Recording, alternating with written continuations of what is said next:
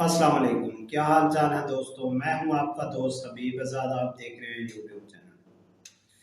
दोस्तों, कुछ दिन पहले आपने न्यूज़ सुनी होगी कि अमेरिका और ईरान के दरमियान एक एमओयू साइन कर दिया गया है।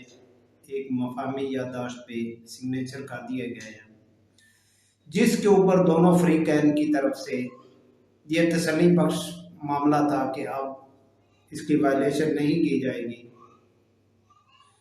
और मामलात को बेहतरी की तरफ लेके जाया जाएगा। तो ईरान ने इस एमओयू साइन होने के बाद ईरान की तरफ से इसकी कोई वायलेशन नहीं की गई। ईरान ने जो एक तरतीब मामला तय पाया था उसके मुताबिक सारे मामला सर अंजाम देने की कोशिश की, मगर फिर अमेरिका की तरफ से अचानक से अब नए हार्मस पर एक दफा फिर एक शरारत की गई।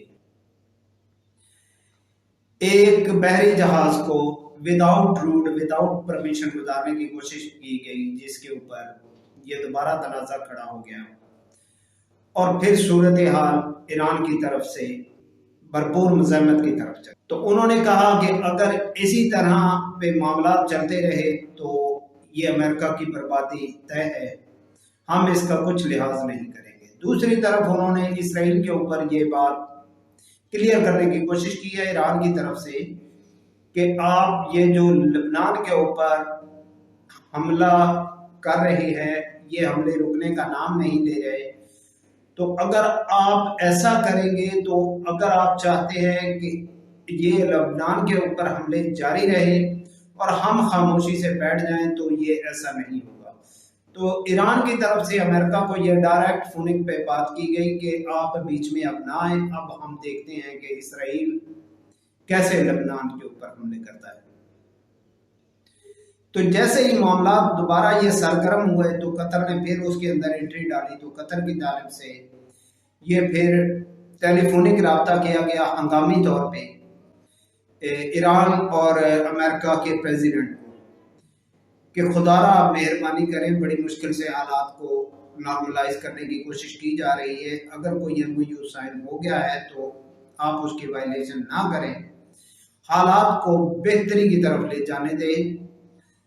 जबकि जो इजराइल की पॉलिसी है वो पॉलिसी बड़ी उसके उसके जो पीछे मकासद हैं वो आप सबको पता है, वो पूरी दुनिया को पता है, वो कोई ढके छुपे नहीं है। तो वो चाहता है कि ये किसी तरह से भी ये सुलह ना हो और ये जो खलीजी ममालिक हैं इनके दरमियान कशीदगी जितनी हो सकता है बढ़ाई जाए।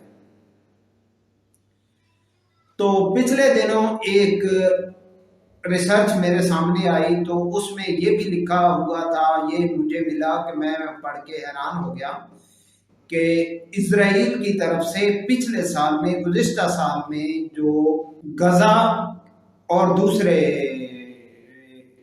उन सब के अंदर जो बच्चे थे, जो 10 ईयर से छोटे बच्चे थे, उनको टारगेट किलिंग की जाती थी उनकी इजराइल की तरफ से।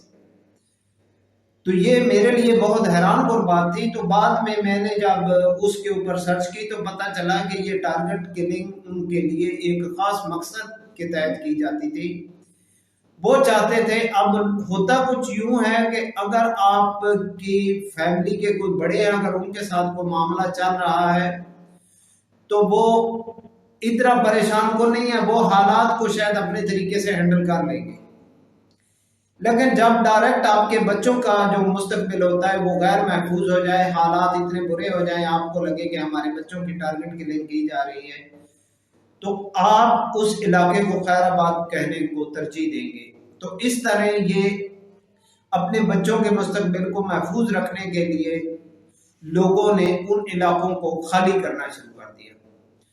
तो जब ये लोग अपने बच्चों के मुस्तकबिल को महफूज करने के लिए इन्होंने उन इलाकों को खाली करना शुरू किया, तो इसका फायदा इसराइल ने ये उठाया कि जिन इलाकों के अंदर आबादी कम होती थी उन इलाकों के अंदर अपनी फौज के जरिए वहां पे कब्जे किए गए और जो लोग आगे से मज़ामत करते थे उनके ऊपर फिर गोलियां चलाई गई।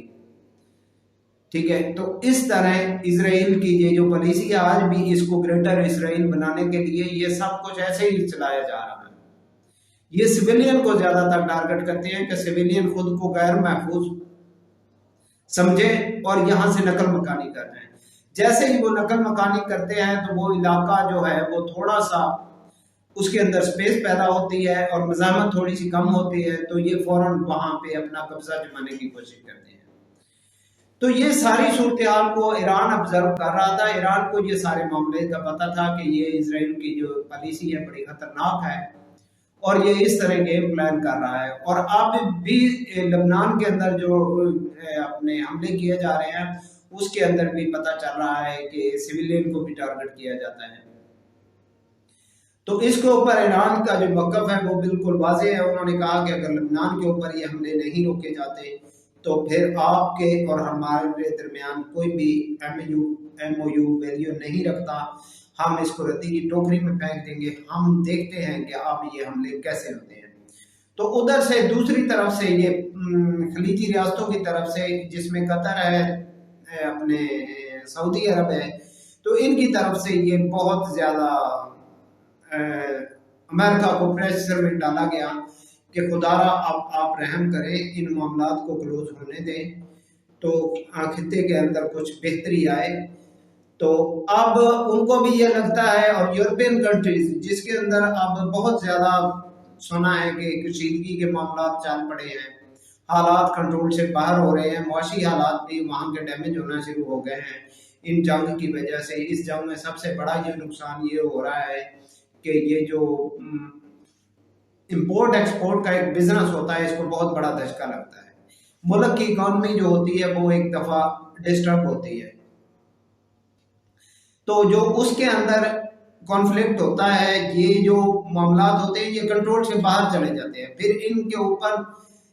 तो इस तरह ये जो मौजूदा हालात है इनके अंदर अभी भी कशमकश चल रही है। अभी तक भी कोई ये प्रूव नहीं किया जा सकता कि ये मामला जंग बंदी की तरफ चले गए हैं या किसी भी टाइम कोई चिंगारी भड़क सकती है।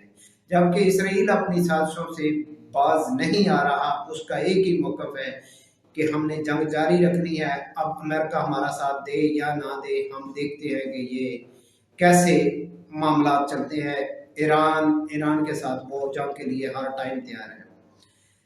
और उनकी जो पॉलिसी थी, ये आपको शायद मैंने पहले भी वीडियोस में बताया है कि अमेरिका और इसराइल की जो पहली फर्स्ट प्रायोरिटी थी वो ये थी कि ईरान के अंदर रजीम चेंज किया जाए। उसके बाद ये था कि ये खलीजी जितने भी रियासतें हैं इनको आपस में टकरा दिया जाए, इनको आपस में लड़वा दिया जाए और इनको इतना कमजोर कर दिया जाए कि इजराइल इनके ऊपर होल्ड कर जाए अपना।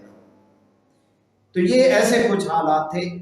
इस मामले को बहुत बेहतरीन तरीके से ईरान की खारजा पॉलिसी ने बहुत बेहतरीन तरीके से इसको हैंडल किया और लोगों को ये बावर करवाया है कि हमें ये लड़वा कर ये क्या फ़ायदा हासिल करना चाहते हैं।